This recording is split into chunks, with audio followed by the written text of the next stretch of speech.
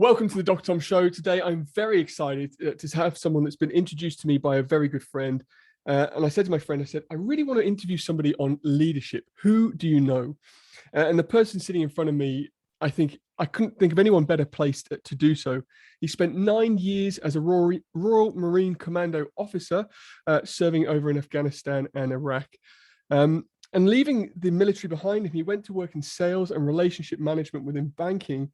And in there, he saw similar challenges with culture, values, communication, and adaptability within teams, which has led him full circle to come around to set up a company called Albany York in 2021, which really focuses on leadership consultancy in and around teams. So a wealth of experience, knowledge within several sectors.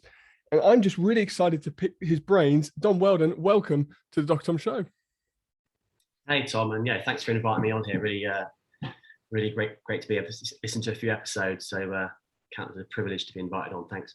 Well, I hope we can make this one of our special episodes because it's your background is fantastic, but I think the way you actually relate that to real life is more interesting for our audience.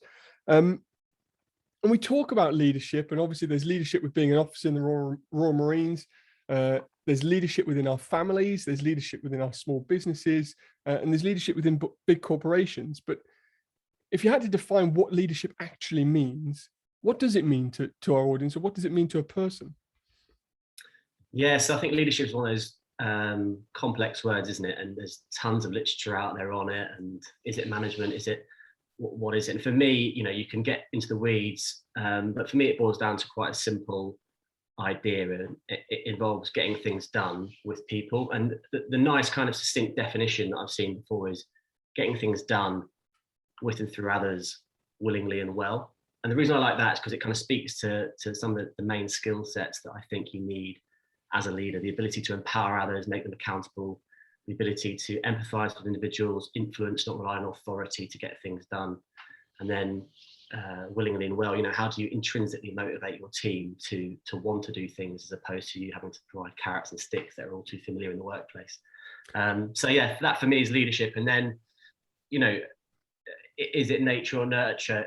In my opinion, it's absolutely something you can kind of learn and develop and grow. And I think it's one of those skill sets because it's in the human space and it's dealing with the world, the environment, which has so many variables and it's constantly changing, constantly dynamic environment.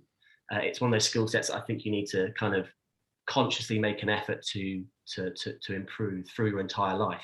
It's not something you can kind of do a course and tick that box and you're now qualified. So that's for a bit of a long waffly answer to your question, but that's kind of how I would view leadership. I would completely agree. And what I find very interesting about leadership is there's quite a dichotomy with it, isn't there? You just mentioned a couple of things like how can you inspire your team, but also how can you not be sort of the one who's actually running after that carrot on a stick and helping others chase it too. And then there's a fine balance.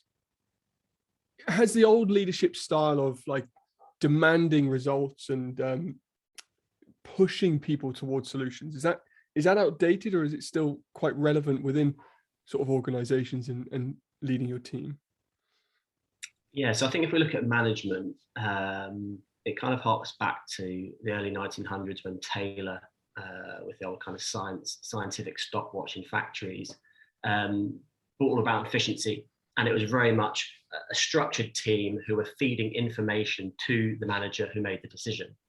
And constantly the manager's key focus was efficiency, which worked when you're on the factory floor. It worked for Ford building Model Ts. It worked in Toyota with lean manufacturing. But when you're not, when your role is not to get from A to B in the most efficient manner because all the variables are known, i.e. on the factory line, but rather your team has to interact with the world and the dynamic business environment, it doesn't work. And that's really the benefit or what lessons can be learned from frontline military units, because they are dealing in what we call a VUCA environment: volatile, uncertain, complex, and ambiguous, incredibly dynamic. And the other actors at play, i.e. the enemy, but there are obviously a number of other characters at play in a war zone, are constantly adapting and moving to what you're doing.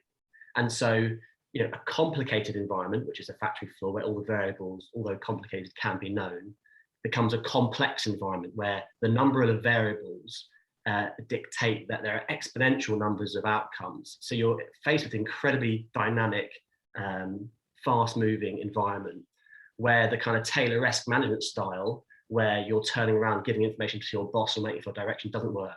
And you stall, you become insignificant, and decisions that get made are out of date, out of time. And so the idea really is that we change that model and turn it on its head. And as leaders, we want to be giving our intent and our context of the situation, making sure our team understand where they sit in the organization, what's important, what's not, and actually giving them complete freedom, not complete freedom, we obviously put certain boundaries in place, but really decentralized decision making and pushing it down as close to the information space as possible. So it's kind of it's not a new idea. Even the military's been doing it for years. Companies like Spotify and Netflix are onto this as well. It's kind of leading with intent, leading with context, but yeah, kind of pushing information down. So it's a change from traditional management structures as many organizations see it. I suppose that circles back with what you said right at the start. You talked about that everyone can learn to be a leader, and I assume what you're saying there is everyone needs to take on some level of leadership responsibility, no matter where they are within the organization, so long as they know the field that they're playing within. Absolutely. And again, the military have this phrase of think two up, act one up. So at every level of the organization, down to the most junior Marine on the battlefield, he is expected to understand what's important to the levels 2 up. And the reason we do that is because sadly on the battlefield, very quickly, commanders can get killed and we don't have time to send people off to go and do a course to come back into the fight. Yeah. They have to immediately step up into that role. So they have to understand what's going on at the higher level for that fact. But the other benefit of that is that when the situation changes quickly, well, then the individual understands how that change is relevant to the organization or relevant to the team, and is empowered to quickly make a decision to stay on the front foot and exploit opportunities. So this idea of individuals all acting as leaders, 100%, that doesn't necessarily mean you end up with a kitchen full of chefs. There's still like a clear delineation on what autonomy you have. But by everyone thinking at levels up, you avoid what a lot of businesses have. They are these kind of siloed, functional kind of little fiefdoms, essentially, where everyone is just focused on the down and in. Oh, it's my budget, it's my targets, it's my, unaware that their primary focus is the up and out of the organization. It's not the down and in of their business unit. And I suppose you also would mitigate a big risk in that business of a single failure point. If someone doesn't understand that leveling up, people, especially nowadays with people getting pinged off work, they're not getting killed, but they're out for a period of time. And if you haven't got that up and down level, then I suppose you do mitigate that risk of failure with that one person. Yeah, and 100%. And you do have that. You have so many single points of failures across many modern businesses. And you've got to ask why that is. And I think some businesses don't help that because the incentivization structure or the promotion structure incentivizes the individual to hoard knowledge and hoard decision making because they need to be seen potentially as indispensable.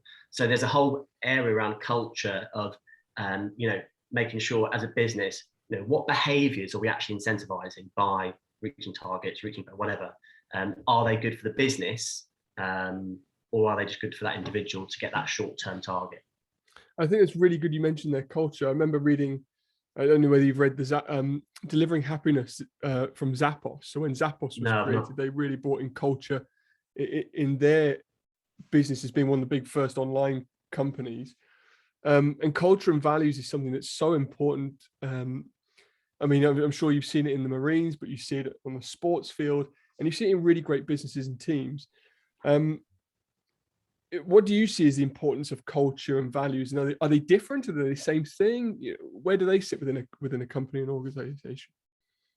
Yeah, so it's a great point. And how important is it? It's critical, absolutely critical. I mean, again, there's tons of literature out there now on culture, some really great books on it as well. I think that can be boiled down to just how things are done in an organization, what the behaviors, attitudes, mindsets, procedures that are followed out in a team or in a team of teams structure. And what are values? I speak to a lot of business leaders about this, and it still surprises me how many view values as this kind of like slightly woo, fluffy concept. Okay, yeah, we'll put a poster on the wall with a bunch of words on it, and yeah, our customers like that sort of thing. Unaware of the real power that they can have, and values, when they're well chosen, can reflect the best behaviors that drive business performance forward. But it's not enough to put these words on a poster and the wall looks good and your website looks good, unless the behaviors that reflect those values are being instilled in how things are done in that office or in that environment, in that workplace. Point A. Point B, we need to appraise people, not just on the business KPIs that they deliver, but against how they deliver, how they enact, live and breathe these values. You mentioned Marines there. We have an incredibly strong, we call it the Commando ethos, and it's made up of the Commando mindset, which is being the first to understand, the first to adapt and respond, and the first to overcome. And that kind of feeds the mindset of the individual, but also the organization. And then we go into the Commando spirit and the Commando values, which are kind of 8 traits, if you like.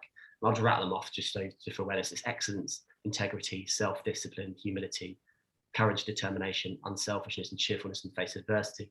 And these are kind of all, they're nice words, aren't they? And they look great on a poster with the dude camoed and his green beret. But the difference is in that organization is that they are absolutely lived and breathed by every single person.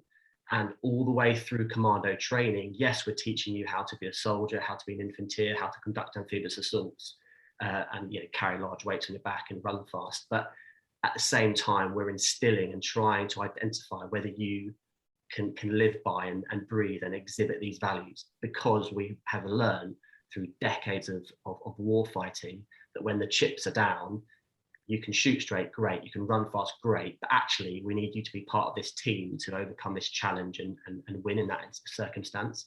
And things like unselfishness are critical to the team effort. Things like humility, understanding that there's always a better way, you can always improve, you can always become better. Things like self-discipline, doing the right thing when no one's watching. All these things have cost people lives in their past, and that's why we instill them into our values. We train and instill those reflective behaviors in training, and most important, through your career as a commando,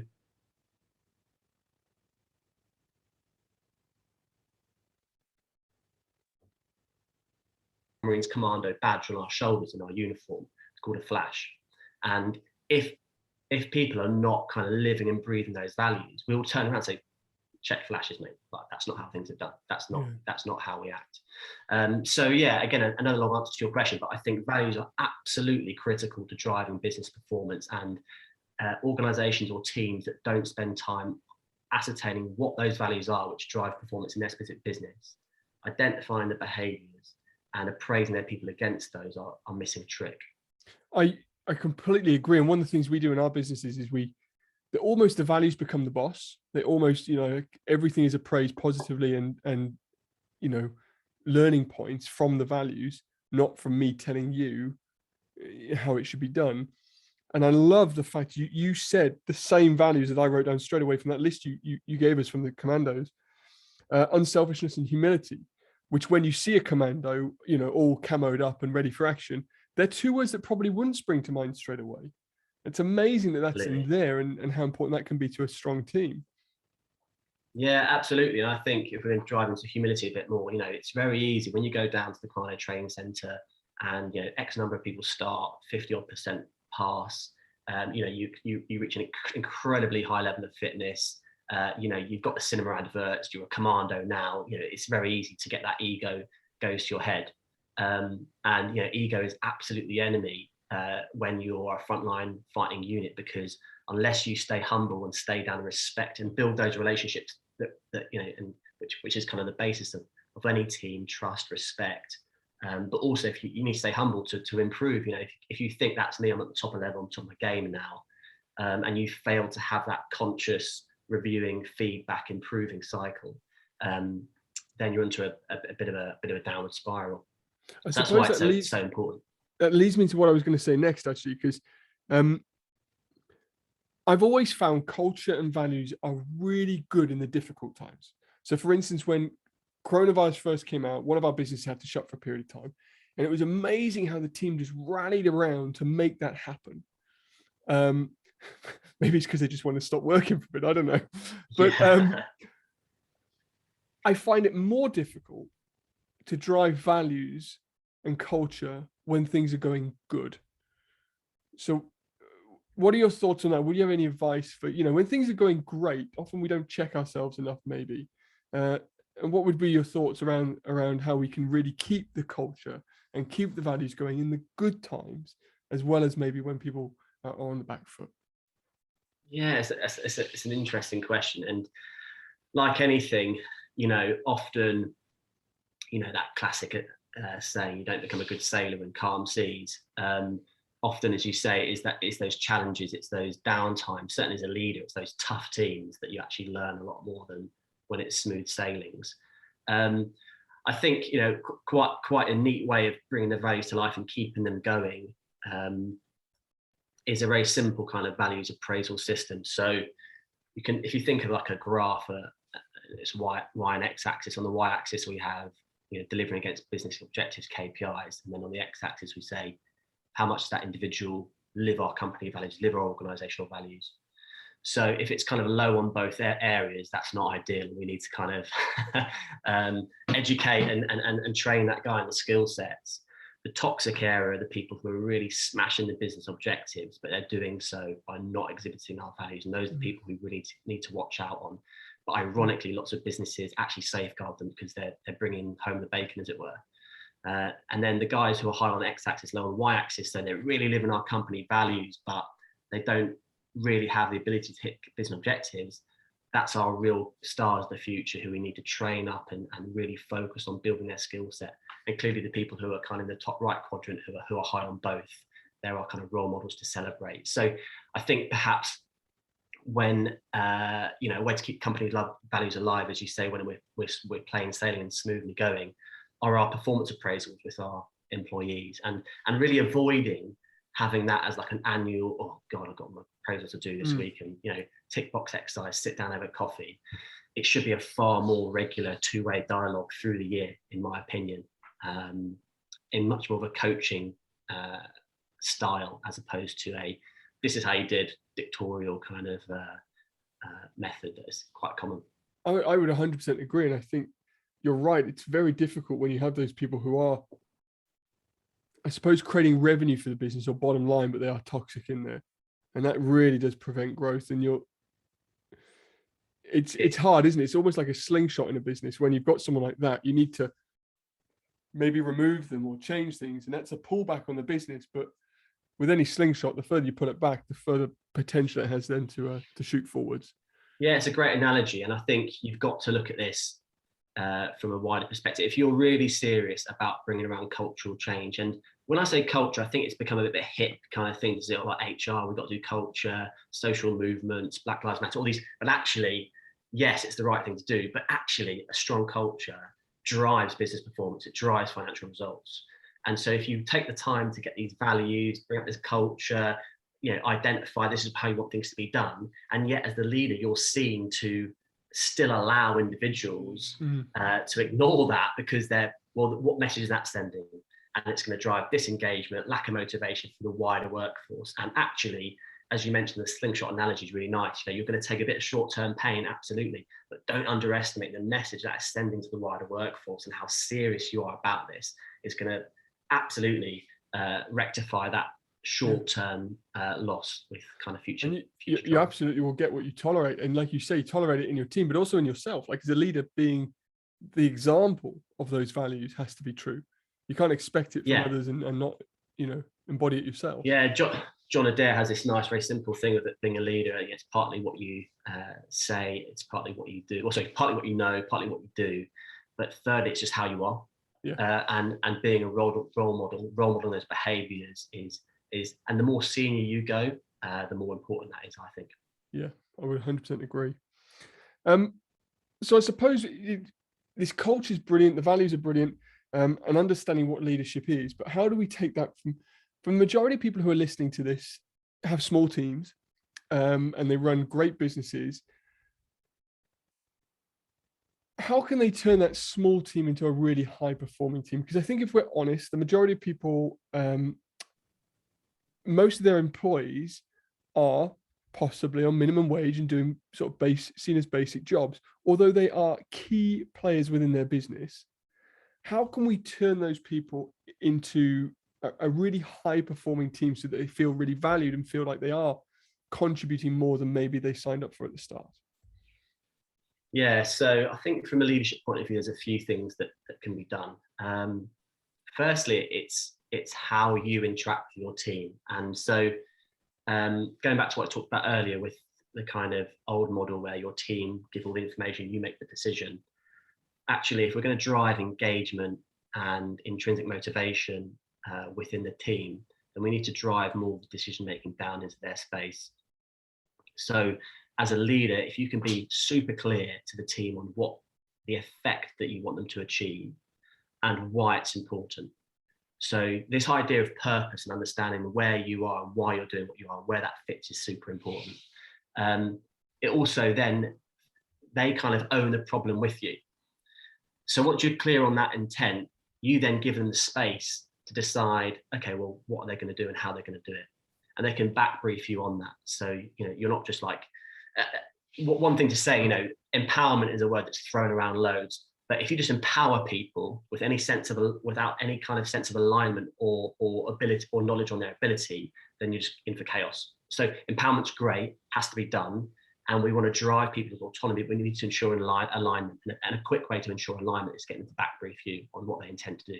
Mm-hmm. So that's the first thing, pushing down decision making as close to the information space through your team and getting them to own and be accountable for that. Then if we look, okay, well, how do we drive this group of individuals into a high performing team? The first thing is that they have to consciously decide that's what they want to do. And they have to consciously decide as a group, right, I want this team to excel and drive our performance up. And once everyone agrees, yeah, this is a drive forward, in my mind, that becomes a high performance team because they have realized that they are a group of individuals, a team, and they have performance. And they have made a conscious decision that they want to improve their performance through feedback, reviews, continuous improvement, whatever it is. And even if that's a kind of a 1% improvement a day, a 1% improvement a week, compound over time, that team will improve their performance. So I think that conscious decision is important. The third bit to look at is, okay, well, what drives high performance in a team? What are the behaviors or actions or activities within a group of individuals that will then make them high performing? Patrick Lencioni wrote a really interesting book, The 5 Dysfunctions of a Team. And we use that kind of base model. We kind of develop it in a bit more detail, but in its basic form, if you think of a pyramid with kind of 5 levels, the first is trust. So there has to be, in any high performing team, complete and absolute trust between each other. And that's not trust. It's like, oh yeah, I trust Tom to press record because he's a professional. He knows how to press record. This is, no, I actually trust Tom completely. I'm going to be completely open with my weaknesses. I'm going to be vulnerable. I'm going to show him what I was thinking, what went wrong. So a trust is kind of trust that exists without fear of reprisal, fear of backstabbing, fear of all the politics that can sometimes exist. So trust is a key thing. If we don't have that, there's no point going any further. So developing that trust is critical as a leader. And it also, kind of tangent here, trust in how you're going to react as their leader when things don't go right, and there's failure. How do you frame that? How do you react to that? How do you, again, that's a whole other topic to get into potentially, but that's a really important one. Once we then got trust in the team, we then need to ascertain how can we generate constructive conflict. And this is constructive conflict, i.e. a really strong debate over what we should do and how we should move forward. And making sure that in meetings, nothing goes unsaid. We don't leave the room and then by the coffee machine say, well, that's a stupid idea because X, Y, Z. We get all that out on the table and we discuss it all. And, on operations in the military, I would pull in my sort of junior NCO team, my corporals and my senior NCO, my sergeant, who would actually help me debate the plan. I'm not going to come up with this great idea. It's pulling into their expertise, getting their ideas, getting things on the table. So that's a key bit, constructive conflict. The third level is, okay, well, let's commit now. We have to commit to a decision on which direction we're going and have complete buy-in. And it might not be the way you suggested, or the idea that you brought up might have been, accepted but not taken forward. We have to get complete commitment across that team. Boom, we're moving forward in this direction. And the next level is accountability, identifying who's accountable for what. Now, ultimately, as the leader, the buck stops with you, right? You're accountable up, and that's another point. If you start sloping shoulders and pushing that down, then that's going to end pretty badly. But that doesn't mean people can't be accountable to you. So you push that responsibility down and you hold people accountable to you for the different elements of whatever it is you're doing. And the fifth area then is, and Lencioni calls it kind of the results bit. We need to have a consistent focus on how on the results of our activity. And with other clients, we do this in kind of mission performance review, where we are constantly checking back, identifying progress, how the lines are going. Are we still aligned vertically? Are we still aligned horizontally?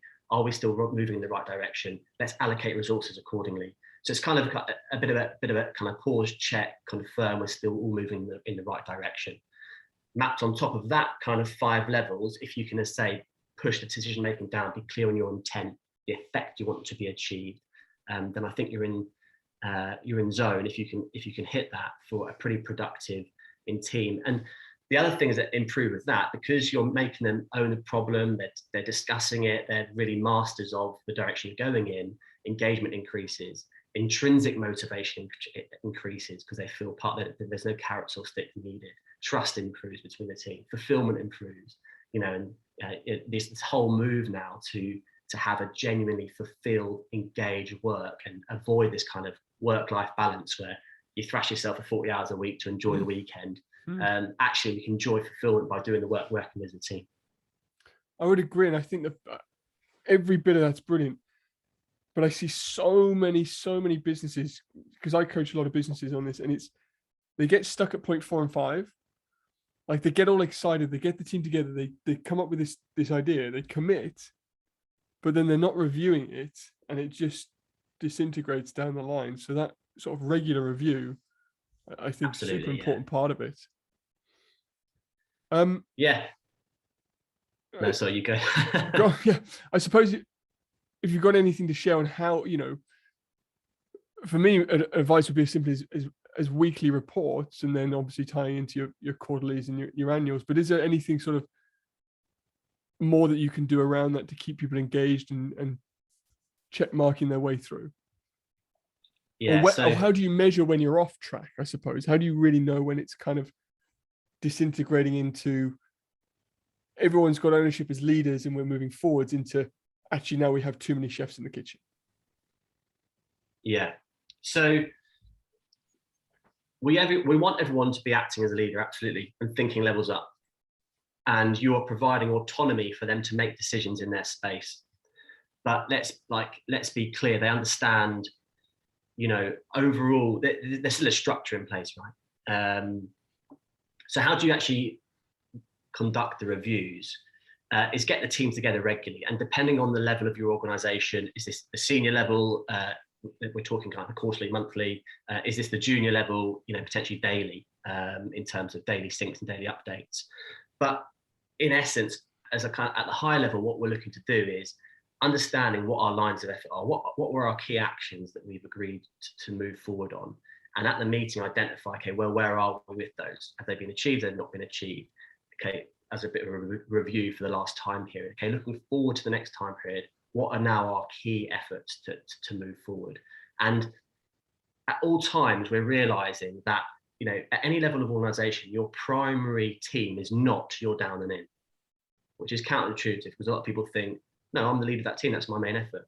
No, your main effort is your horizontal up and out team, because that is the wider organization that you are there to serve, and you have a team to deliver an effect. Mm-hmm. So at all times, we are constantly linking across horizontally, cross-functionally, and that helps avoid these silos, looking up and out.